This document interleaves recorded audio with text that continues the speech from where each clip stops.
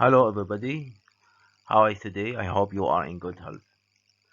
Our topic today is about sentence structure.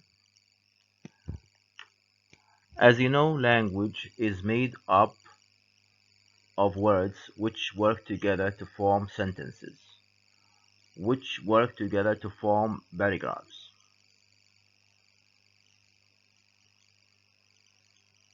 Let's start with the types of sentences. Okay, what are the types of sentences? There are four types of sentences. The first one is called declarative sentence. The second one is called imperative sentence. The third one is called interrogative sentence. The fourth one is called exclamatory sentence. Regarding the punctuation marks with these sentences, we can use a period at the end of declarative sentence, and also we can use a period at the end of imperative sentence. But we can use a question mark at the end of interrogative sentence, and also we can use exclamation point at the end of exclamatory sentence. By using different types of sentence and punctuation, students can vary the tone of their writing assignments and express a variety of thoughts and emotions.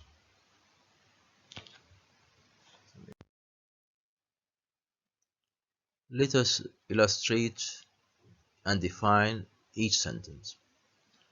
The first one, a declarative sentence. This sentence makes a statement or expresses an opinion. In other words, it makes a declaration. This kind of sentence ends with a period.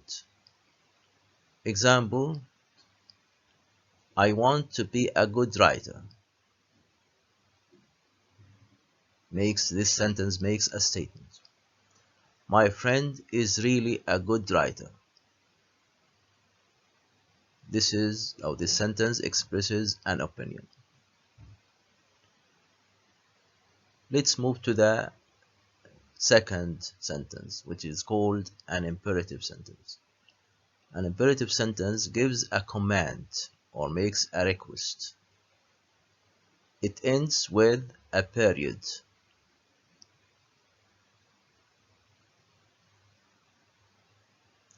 But can, under certain circumstances, end with an exclamation point.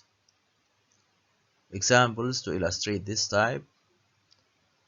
Please sit down. You see here at the end of this imperative sentence, there is a period at the end of this sentence.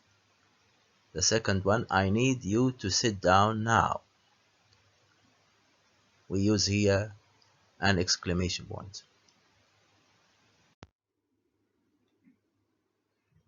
Let's move to the third sentence, which is called an interrogative sentence. An interrogative sentence asks a question. This type of sentence begins with who, what, where, when, why, how, or do, and it ends with a question mark. Examples to illustrate this type of sentence. When are you going to turn in your writing assignment? You see here at the end of this question or interrogative sentence, there is a question mark. Do you know what the weather will be tomorrow? Also, there is a question mark at the end of this interrogative sentence. The fourth sentence is called an exclamatory sentence. What's meant by an exclamatory sentence? An exclamatory sentence is a sentence that expresses a great emotion such as excitement, surprise, happiness, anger. And this type of sentence ends with an exclamation mark or point. Examples to illustrate this type of sentence. It is too dangerous to climb that mountain. You see, at the end of this type of sentence, there is an exclamation mark or point. The second sentence, I got an A on my book report. Also, there is an exclamation point. You know that learning about the different types of sentence punctuation will help students become better writers by enabling them to convey various or different types of information and emotion in their writing.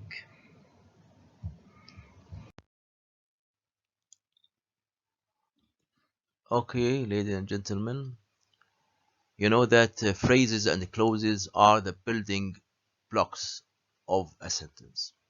Let's start with a phrase. What's meant by a phrase? A phrase is a group of words that doesn't contain a subject or a verb and doesn't give a full meaning. Examples: the noun phrase. Look at this sentence. Early to bed and early to rise makes a man healthy, wealthy, and wise. Look at the phrase here. Early to bed and early to rise. This is called the noun phrase.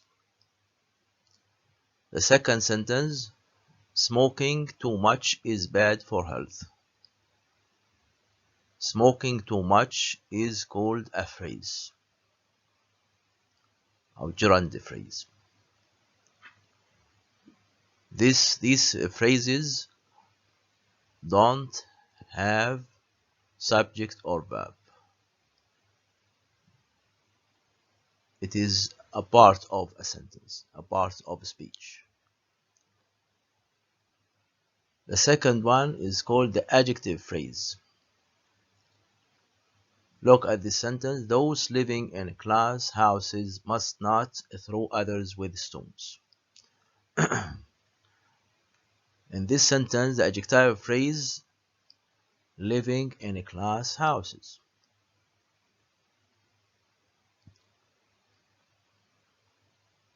The next sentence, things done by halves are never done right. The phrase here in this sentence, done by halves. This is called participial phrase. We use here past participle, done by halves. The third sentence, virtue is a jewel of a great price. Of a great price is a phrase. The fourth sentence, the tall girl with the red hair is a nurse. With the red hair is a phrase. Let's move to the adverbial phrase.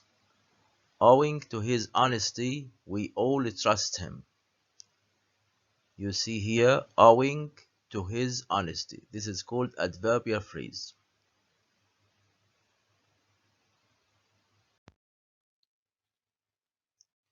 Okay, let's move to a clause. What's meant by a clause?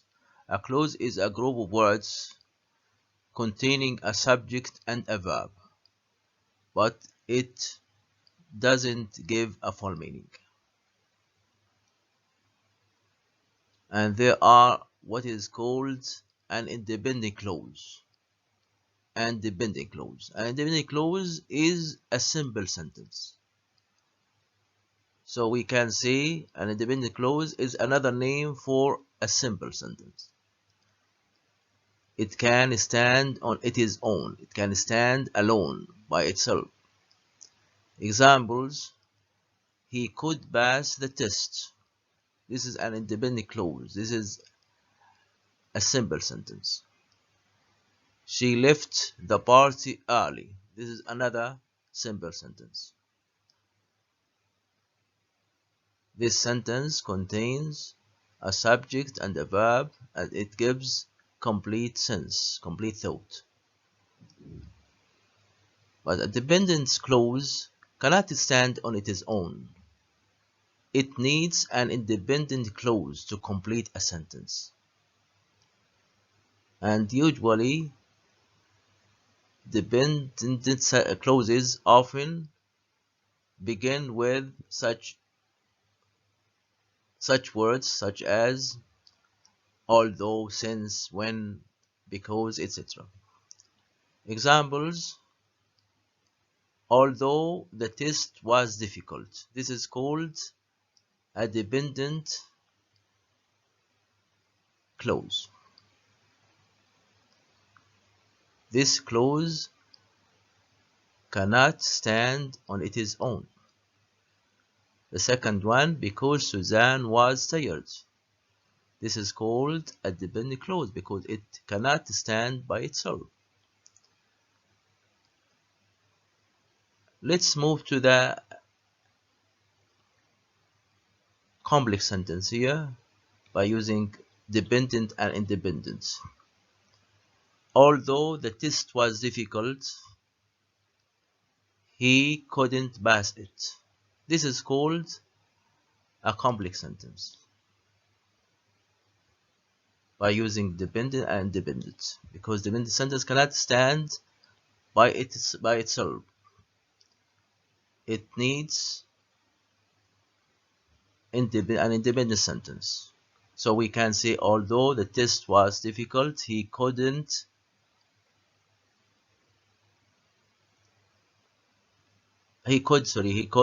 pass it. Although the test was difficult, he could pass it. The second one, because Suzanne was tired, we can use an independent clause in order to make it complete sentence. Because Suzanne was tired, she left the party early.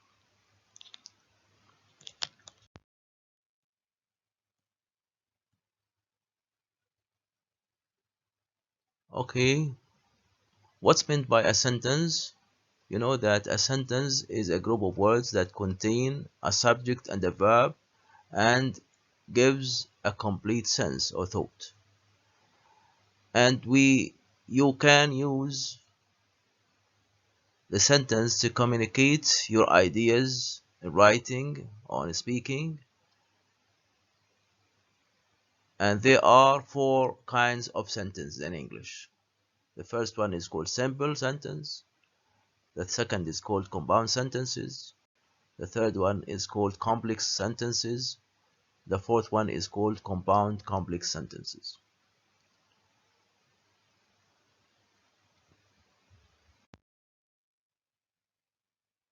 The first kind of sentence is called simple sentence. Simple sentence is one independent clause. We can say that an independent clause is another name for a simple sentence. Look at these sentences. The first one, I enjoy playing tennis with my friends every weekend. You see here, the sentence is composed of the subject, verb, and complement. It gives a complete sense. We use here one subject, one verb. Look at the second sentence. I enjoy playing tennis and look forward to it every weekend. This sentence consists of one subject and compound verbs, two verbs, enjoy and look forward to. The third sentence, my friend and I play tennis and go bowling every weekend. In this sentence, we use two subjects, compound subject, and two verbs, compound verbs.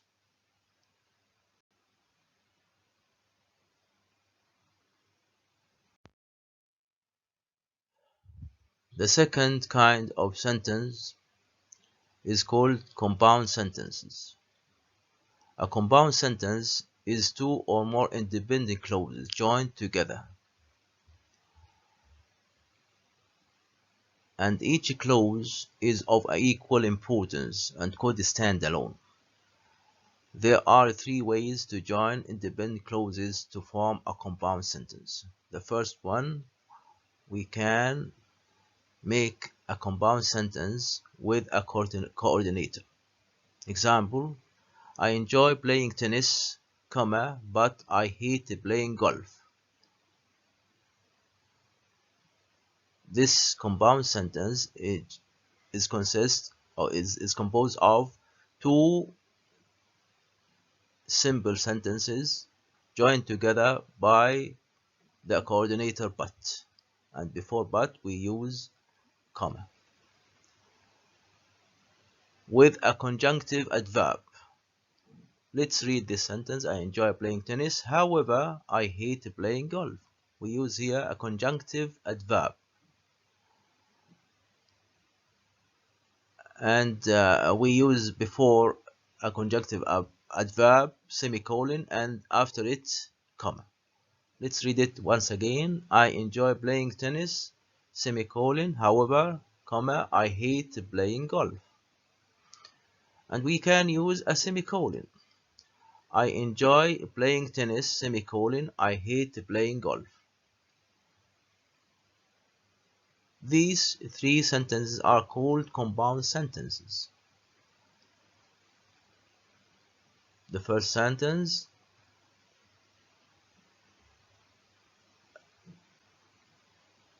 joined together by a coordinator. The second one, joined together by a conjunctive adverb. And the third one is joined together by semicolon.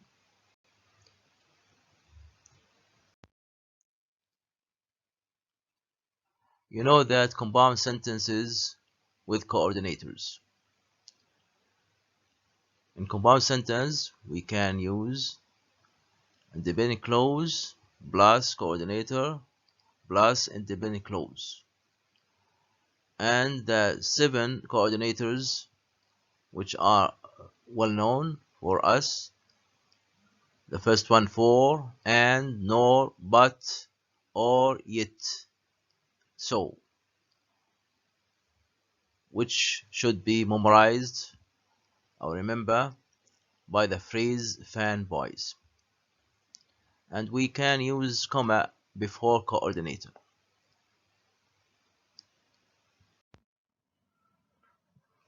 Okay, to illustrate compound sentences with coordinators, let's read the first sentence. The Japanese have the longest life expectancy of any other people, for their diet extremely helpful. This is called a compound sentence, joined together by the coordinator for, and we use comma before this coordinator. And the second clause gives the reason for the first clause, as you see. Let's move to the next one. The Japanese consume a lot of rice, and they eat more fish than red meat. This is another compound sentence joined together, two independent clauses joined together by and before and we use comma. Both clauses express equal related ideas. The third one, many Americans, on the other hand, do not eat a health diet, nor do they get enough exercises. This is another compound sentence. Nor means and not. It is used to join two equal negative independent clauses. Notice that the nor clause uses a question word order.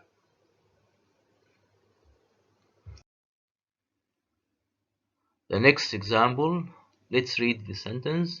In the last 20 years, Americans have reduced their smoking, but Europeans seem to be smoking more than ever. This is also a compound sentence, two independent clauses joined together by using coordinator but, and we use comma before the coordinator.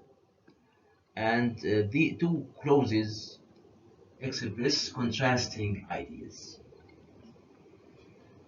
Let's move to the next sentence. Europeans should change their smoking habits, comma, or they will risk developing lung cancer. This is another compound sentence by using or, the coordinator or, and we used comma before it.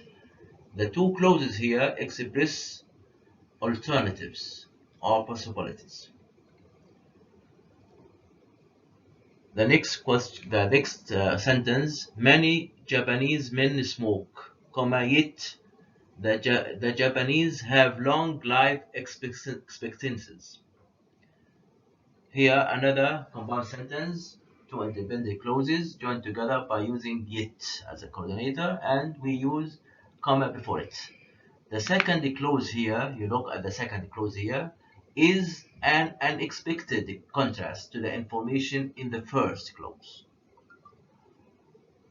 Let's move to the next sentence.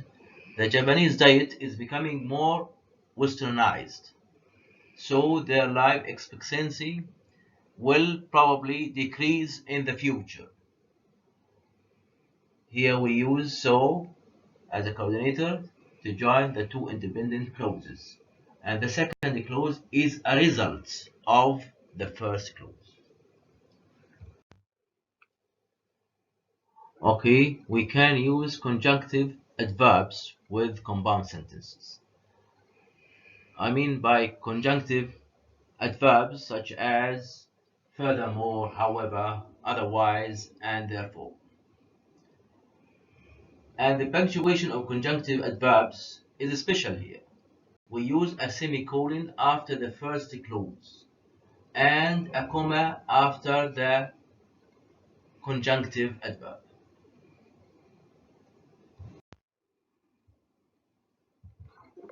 Okay, look at the compound sentence here by using conjunctive adverbs. Independent clause, semicolon, plus conjunctive adverb, comma, plus independent clause. Conjunctive adverbs express the relationship of the second clause to the first clause. Okay, let's look at the chart here, which shows the coordinators and conjunctive adverbs. The coordinator conjunction such as and, but, yet, or, so, as you know. But the conjunctive adverb furthermore, besides, moreover, however, nevertheless, nonetheless, otherwise, consequently, therefore, thus, accordingly, hence. And you know that and furthermore, besides, moreover, are used to express additional ideas. But, yet, however, nevertheless, still, otherwise, nevertheless, are used to express opposite ideas. Or otherwise are used to express choices.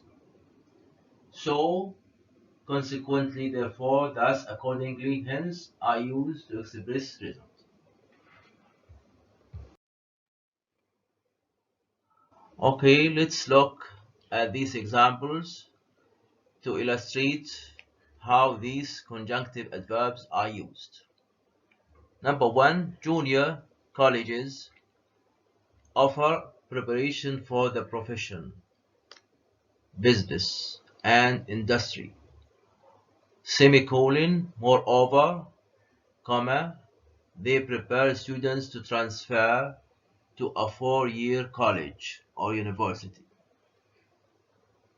Look at the conjunctive adverb here, moreover. You see here, before the conjunctive adverb, we use semicolon, and after it, we use comma. Okay, let's move to the second one. Many junior colleges do not provide dormitories, semicolon, however, comma, they provide housing referral services. You see here the conjunctive adverb we use semicolon before it, and after it we use comma. The third example, students must take the final exam, semicolon, otherwise, comma, they will receive a grade of incomplete. You see here, otherwise, this is called a conjunctive adverb. You see the semicolon before it, and after it we use a comma. And otherwise is used to express choices. Native and non-native English speakers have different needs. Semicolon, therefore, comma, most schools provide separate English classes for each group. You see here the conjunctive adverb, therefore, we use semicolon before it, and after it we use a comma. And this conjunctive adverb is used to express result.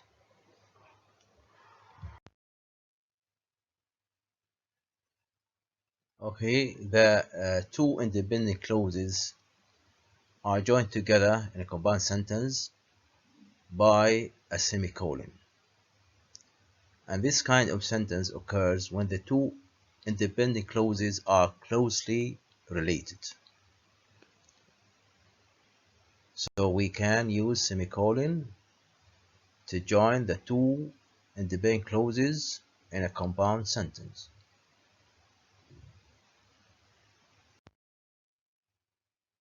Look at these examples to illustrate the compound sentence by using the semicolon here. The first one, my older brother studies law, semicolon, my younger brother studies medicine. You see here the two independent clauses are joined together by using a semicolon. And these two independent clauses are closely related.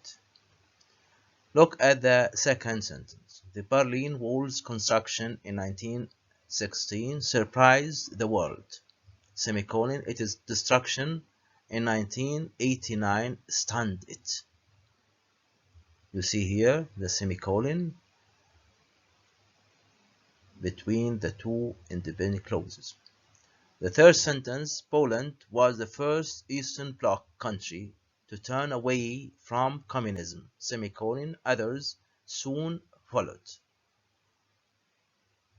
Two independent clauses are joined together in a compound sentence by using a semicolon. Let's move to a complex sentence. A complex sentence contains one independent clause and one or more dependent clause. In a complex sentence, one idea is generally more important than the other one. The more important idea is placed in the independent clause, and the less important idea is placed in the dependent clause.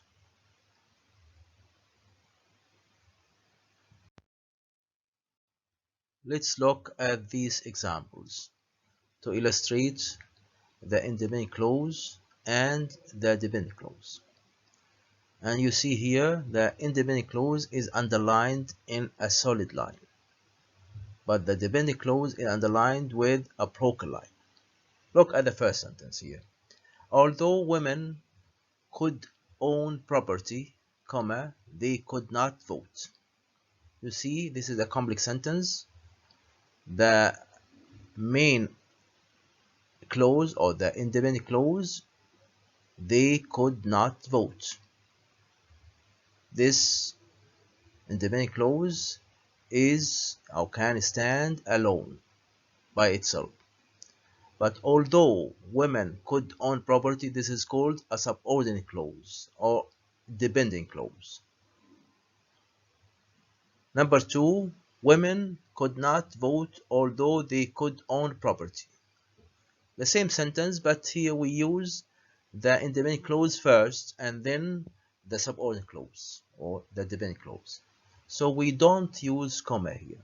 In the first sentence, we use comma when we start with the subordinate clause or the dependent clause and then the independent clause. But in second one, we don't use comma here.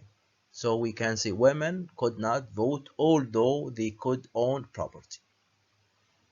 The third sentence, men who are not married are called bachelors.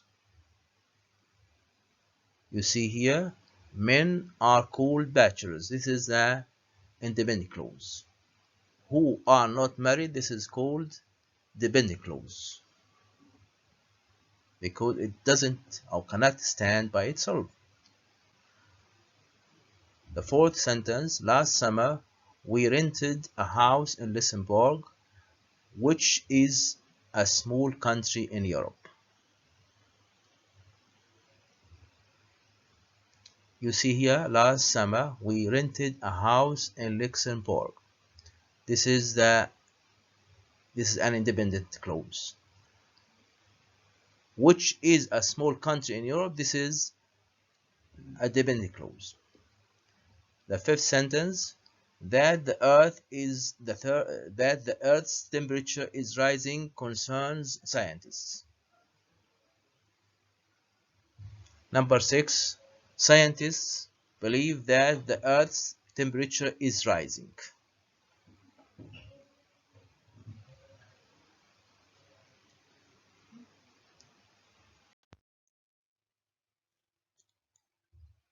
Okay, ladies and gentlemen, there are three kinds of dependent clauses used in a complex sentence: adverb, adjective, and noun. A dependent clause or a dependent adverb clause begins with adverbial subordinators such as when, while, because, even though, so that. There are two possible positions for a dependent adverb clause, before or after the independent clause.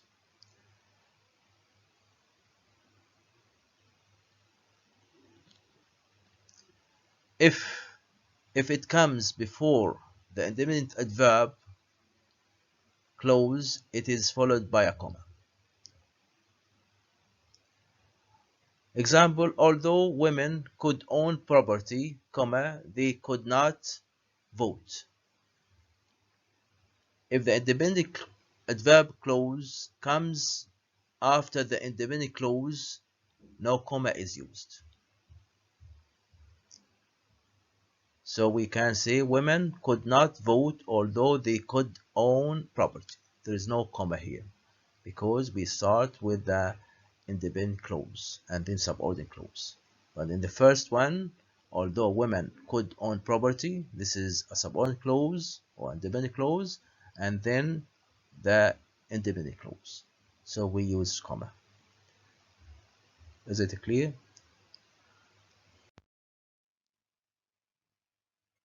Okay. An adjective clause begins with a relative pronoun, such as who, whom, which, whose. Or the relative adverbs were, when, and why. A dependent adjective clause functions as an adjective. That's it. It modifies a noun. Men, example طبعا. Example, of course, who are not married are called bachelors. You see here the adjectival clause, adjective clause, who are not married. Men who are not married. This is, who are not married is an adjective clause, which begins with who. Men who are not married are called bachelors. Last summer, we rented a house in Luxembourg, which is a small country in Europe. Look at the adjectival clause here, which is a small country in Europe. This is modifies the noun, Luxembourg.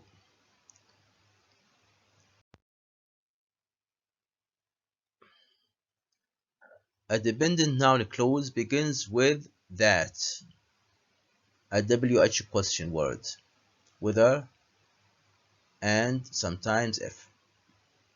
A noun clause functions as a noun. That is, it can be a subject. It can be used as a subject. Example, that the Earth's temperature is rising concerns scientists.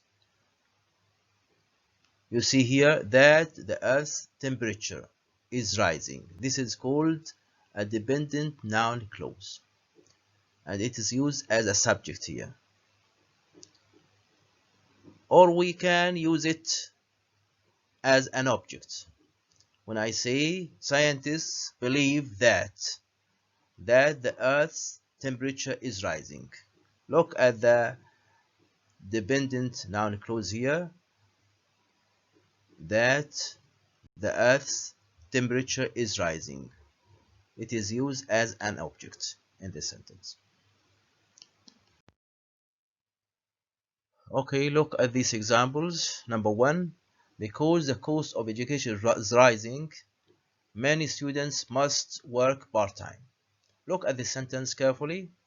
We start with the subordinator, because, and after the subordinator we use the dependent clause, because the cost of education is rising. This is called a dependent clause. But the second clause, many students must work part-time, this is called an independent clause. And this sentence is called a complex sentence. We use here because as a subordinator. Let's move to the second one. When foreign students come to the United States, they sometimes suffer from culture shock. This is also a complex sentence. The subordinate clause here, and the dependent clause here, when foreign country students come to the United States. But the independent clause, they sometimes suffer from culture shock. Let's move to the third sentence, sorry. Because the cost of education has risen, many students are having financial problems. We start with the subordinate clause, because, and the dependent clause, because the cost of education has risen. We use comma, as you see, when we start with the subordinate clause or the dependent clause, and then the independent clause. Many students are having financial problems. Number 4, even though I may declare a major now, I can still change it later. This is a complex sentence. We start with subordinator even though, and the dependent clause or subordinate clause, and then the independent clause, and we use here comma to separate between the two clauses. I hope it will be right. Let's move to the fourth kind of sentence. It is called a compound complex sentence. What's meant by a compound complex sentence? It is a combination of two or more independent clauses and one or more dependent clauses. It is like a family of two adults and one or more children.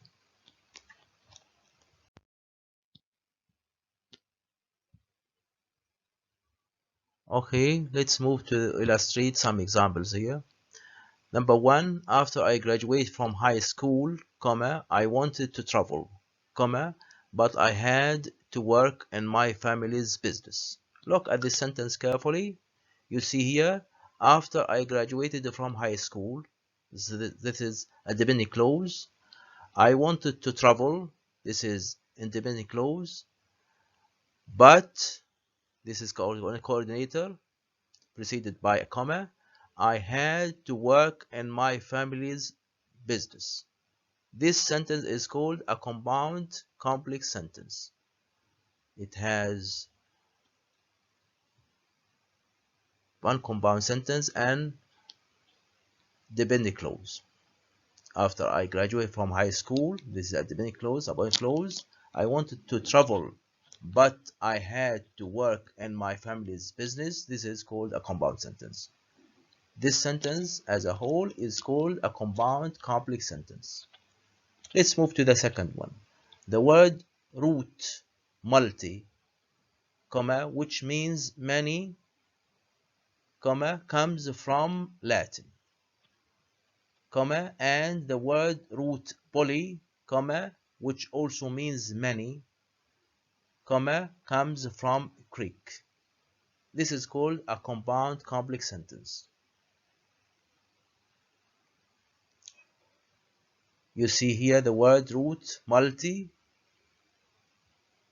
comes from Latin. This is an indefinite clause, but which means many. This is called dependent clause.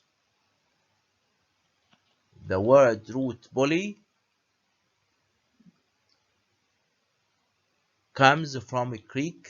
This is called independent clause, but which also means many. This is called dependent clause.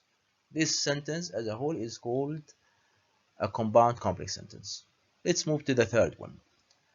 Although women could own property, comma, they could not vote, comma, nor could they be elected to public office.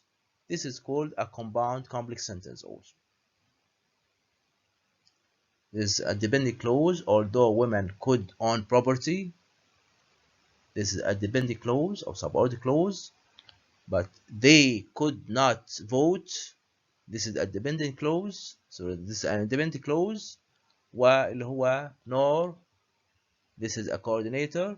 وcould they be elected to public office, this is an independent clause طبعا in the form of a question here, because we use here no, nor could they be elected to public office. With this, ladies and gentlemen, we come to the end of our lecture. Until we meet again, I wish you all the best. Thank you.